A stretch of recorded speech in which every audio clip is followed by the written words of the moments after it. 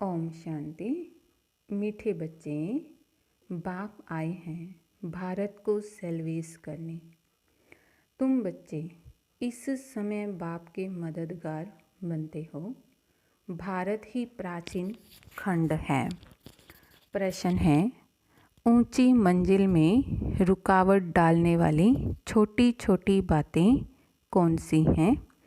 उत्तर है, अगर जरा भी कोई शौक है, अनासक्त वृत्ति नहीं है, अच्छा पहनना, खाने में बुद्धि भटकती रहती है, तो यह बातें ऊंची मंजिल पर पहुंचने में अटक रुकावट डालती हैं।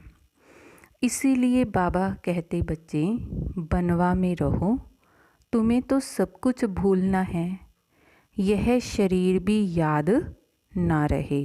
ओम शांति। बच्चों को यह समझाया है कि यह भारत ही अविनाशी खंड है और इसका असल नाम है ही भारत खंड। हिंदुस्तान नाम तो बाद में पड़ा है। भारत को कहा जाता है स्पिरिचुअल खंड। तो यह प्राचीन खंड है। नई दुनिया में जब भारत खंड था तो और कोई खंड थे नहीं। मुख्य है ही इस्लामी, बौद्धी और क्रिश्चियन। अभी तो बहुत खंड हो गए हैं। भारत अविनाशी खंड है, उसको ही स्वर्ग, हेवन कहते हैं। नई दुनिया में नया खंड एक भारत ही है। नई दुनिया रचने वाला है परम पिता परमात्मा, स्वर्ग का रचिता हेवनली गॉड फादर। भारतवासी जानते हैं कि यह भारत अविनाशी खंड है। भारत स्वर्ग था। जब कोई मरता है तो कहते हैं स्वर्ग पधारा। समझते हैं स्वर्ग कहाँ ऊपर में है। दिलवाड़ा मंदिर में भी बैकुंठ के चित्र छत में दिखाए हैं। यह किसकी बुद्धि में नहीं आता कि भारत ही हेवन था, अब नहीं है, अभी तो हेल है। तो यह भी अज्ञान ठहरा। ज्ञान और अज्ञान दो चीज़ें होती हैं। ज्ञान को कहा जाता है दिन, अज्ञान को रात। घोर सोझरा और घोर अंधियारा कहा जाता है। सोझरा माना राइस, अंधियारा माना फाल। मनुष्य सूर्य का फाल देखने के लिए सनसेट पर जाते हैं। अब वह तो है हद की बात। इसके लिए कहा जाता है ब्रह्मा का दिन, ब्रह्मा की रात। अब ब्रह्मा तो है प्रजापिता, तो जरूर प्रजा का पिता हुआ। ज्ञान अंजन सतगुरु दिया, अज्ञान अंधेर विनाश। यह बातें दुनिया में कोई भी नहीं समझते हैं। यह है नई दुनिया के लिए नई नॉलेज। हेवन के लिए हेवनली गॉड फादर की नॉलेज चाहिए। गाते भी हैं कि फादर इज़ नॉलेजफुल, तो टीचर हो गया। फादर को कहा ही जाता है पतित पावन, और कोई को पतित पावन कह नहीं सकते। श्री कृष्ण को भी नहीं कह सकते। फादर तो सबका एक ही है। श्री कृष्ण तो सबका फादर है नहीं। वह तो जब बड़ा हो, शादी करे, तब एक दो बच्चे का बाप बनेगा। राधे कृष्ण को प्रिंस प्रिंसेस कहा जाता है। कभी स्वयंवर भी हुआ होगा। शादी के बाद ही माँ बाप बन जाते हैं। उनको कभी कोई वर्ल्ड गॉड फादर कह नहीं सकते। वर्ल्ड गॉड फादर सिर्फ एक ही निराकार बाप को कहा जाता है। ग्रेट ग्रेट ग्रैंडफादर शिव बाबा को नहीं कह सकते। ग्रेट ग्रेट ग्रैंडफादर है प्रजापिता ब्रह्मा, तो उनसे बरादरियाँ निकलती हैं। वह इनकॉर्पोरियल गॉड फादर निराकार आत्माओं का बाप है।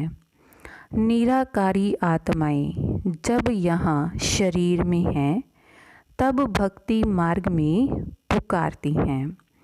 तो यह सब तुम नई बातें सुनते हो। यथार्थ रीति कोई भी शास्त्र में नहीं है। बाप कहते हैं मैं सन्मुख बैठ तुम बच्चों को समझाता हूँ।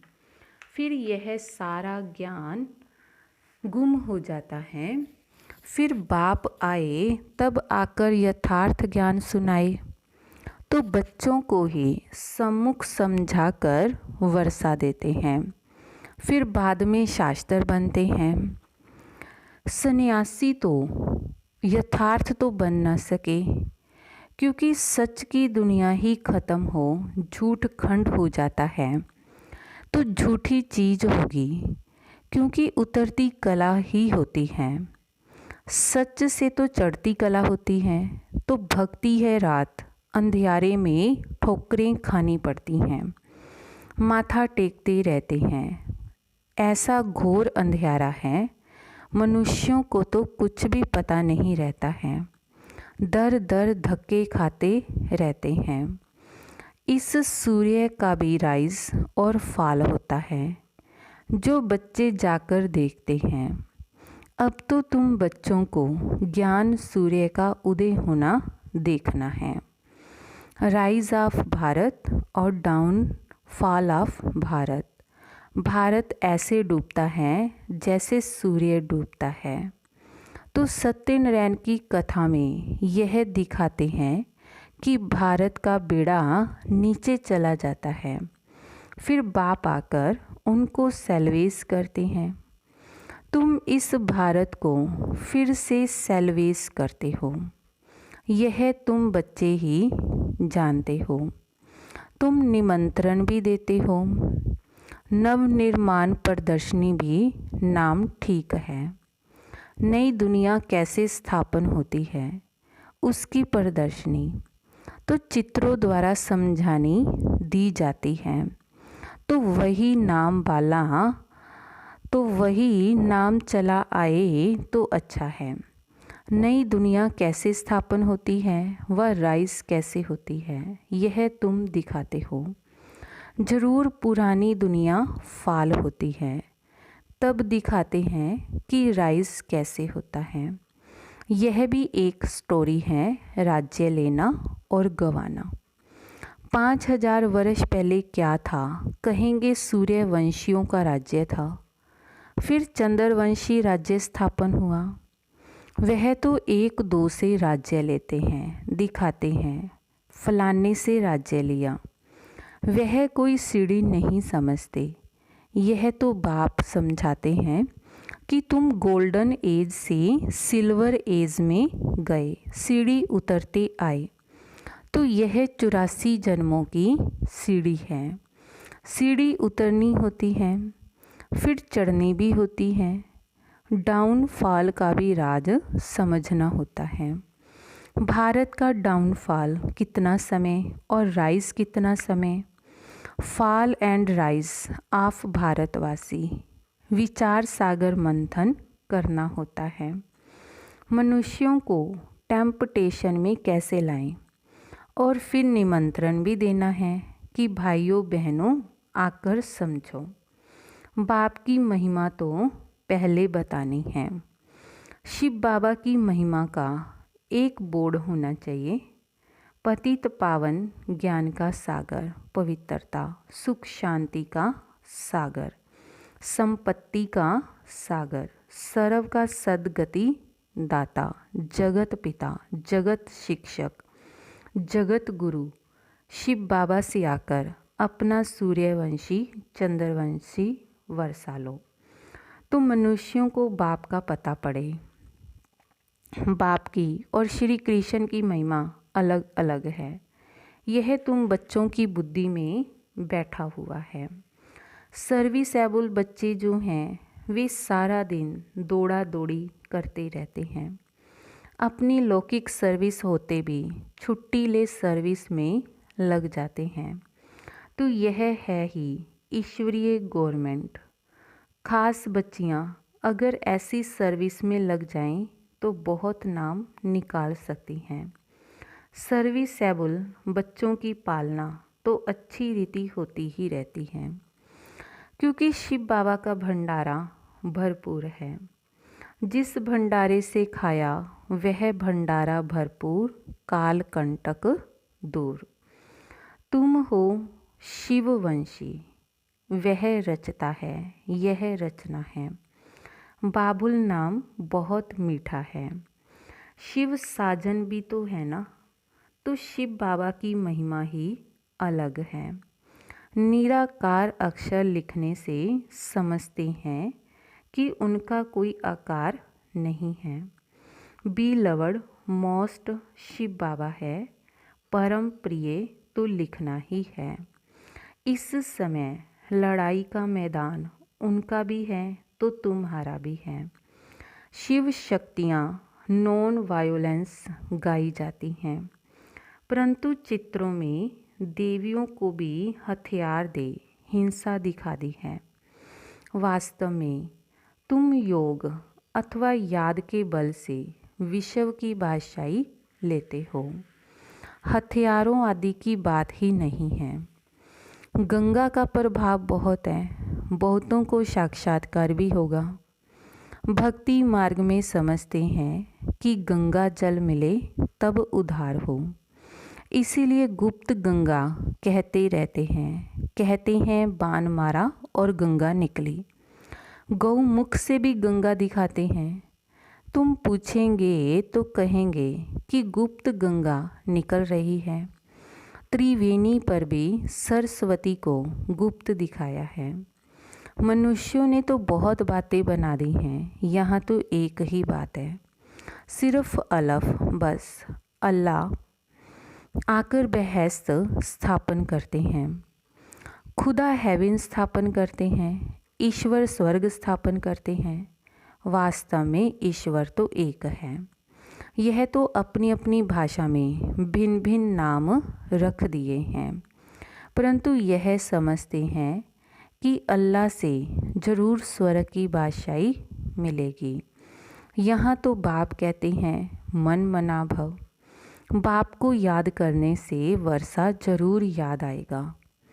रचता की रचना है ही स्वर्ग। तो ऐसे थोड़ा ही कहेंगे कि राम ने नरक रचा। भारतवासियों को यह पता ही नहीं कि निराकार रचता कौन है। तुम जानते हो कि नरक का रचता रावण है, जिसको जलाते हैं। रावण राज्य में भक्ति मार्ग का सैपलिंग कितना बड़ा है। रावण का रूप भी बड़ा भयंकर बनाया है। बोलते भी हैं कि रावण हमारा दुश्मन है। बाप ने अर्थ समझाया है, विस्तार बड़ा है तो रावण का शरीर भी बड़ा बनाते हैं। शिव बाबा तो बिंदी है, परंतु चित्तर बड़ा बना दिया है। नहीं तो बिंदी की पूजा कैसे हो। पुजारी तो बनना है ना। आत्मा के लिए तो कहते हैं कि भ्रुकुटी के बीच में चमकता है अजब सितारा, और फिर कहते हैं आत्मा सो परमात्मा। तो फिर 1000 सूर्य से ज़्यादा तेज कैसे होगा। आत्मा का वर्णन तो करते हैं लेकिन समझते नहीं। अगर परमात्मा 1000 सूर्य से तेज हो तो हर एक में प्रवेश कैसे करे। कितनी अयथार्थ बातें हैं। तो सुनकर क्या बन पड़े हैं। कहते हैं आत्मा सो परमात्मा, तो बाप का रूप भी ऐसा होगा ना, परंतु पूजा के लिए बड़ा बनाया है। पत्थर के कितने बड़े बड़े चित्र बनाते हैं, जैसे गुफा में बड़े बड़े पांडव दिखाए हैं, जानते कुछ भी नहीं। तो यह है धंधा, यह है पढ़ाई। धंधा और पढ़ाई अलग अलग है। बाप पढ़ाते भी हैं और धंधा भी सिखाते हैं। तो बोर्ड में भी पहले बाप की महिमा होनी चाहिए, बाप की फुल महिमा लिखनी है। यह बातें तुम बच्चों की बुद्धि में नंबरवार पुरुषार्थ अनुसार आती हैं। इसीलिए महारथी घोड़ेसवार कहा जाता है। हथियार आदि की कोई बात नहीं है, बाप बुद्धि का ताला खोल देते हैं। यह गोदरेज का ताला कोई खोल न सके। बाप के पास मिलने आते हैं तो बाबा बच्चों से पूछते हैं कि आगे कब मिले हो, इस जगह पर इस दिन कब मिले हो। तो बच्चे कहते हाँ बाबा 5000 वर्ष पहले मिले हैं। अब यह बातें ऐसे कोई पूछ ना सके। कितनी गूढ़े समझने की बातें हैं, कितनी ज्ञान की युक्तियाँ बाबा समझाते हैं, परंतु धारणा नंबरवार होती है। शिव बाबा की महिमा अलग है, ब्रह्मा विष्णु शंकर की महिमा अलग है। हर एक का पाठ अलग अलग है, एक ना मिले दूसरे से तो यह अनादि ड्रामा है, वही फिर रिपीट होगा। अभी तुम्हारी बुद्धि में बैठा हुआ है कि हम कैसे मूल वतन में जाते हैं, फिर आते हैं पाठ बजाने के लिए, जाते हैं बाया सूक्ष्म वतन। आने समय सूक्ष्म वतन नहीं है। सूक्ष्म वतन का साक्षात्कार कभी किसी को होता ही नहीं। सूक्ष्म वतन का साक्षात्कार करने के लिए कोई तपस्या नहीं करते हैं, क्योंकि उनको कोई जानते ही नहीं है। सूक्ष्म वतन का कोई भगत थोड़ा ही होगा। सूक्ष्म वतन तो अभी रचते हैं, बाया सूक्ष्म वतन जाए फिर नई दुनिया में आएंगे। इस समय तुम वहाँ आते जाते रहते हो, तुम्हारी सगाई हुई है। यह पियर घर है। विष्णु को पिता नहीं कहेंगे, वह है ससुर घर। जब कन्या ससुर घर जाती है तो पुराने कपड़े सब छोड़ जाती है। तुम पुरानी दुनिया को ही छोड़ देते हो। तुम्हारे और उनके बनवा में कितना फ़र्क है। तुमको भी बहुत अनासक्त रहना चाहिए। दे अभिमान तोड़ना है। ऊंची साड़ी पहनेंगे तो झट दे अभिमान आ जाएगा। मैं आत्मा हूँ यह भूल जाएगा। इस समय तुम हो ही बनवा में। बनवा और वानप्रस्थ एक ही बात है। शरीर ही छोड़ना है तो साड़ी नहीं छोड़ेंगी क्या। हल्की साड़ी मिलती है तो दिल ही छोटी हो जाती है। इसमें तो खुशी होनी चाहिए। अच्छा हुआ जो हमको हल्का वस्त्र मिला। अच्छी चीज़ को तो संभालना पड़ता है। यह पहनने खाने की छोटी छोटी बातें भी ऊंची मंजिल पर पहुंचने में अटक डालती हैं। मंजिल बहुत बड़ी है। कथा में भी सुनाते हैं ना कि पति को कहा यह लाठी भी छोड़ दो।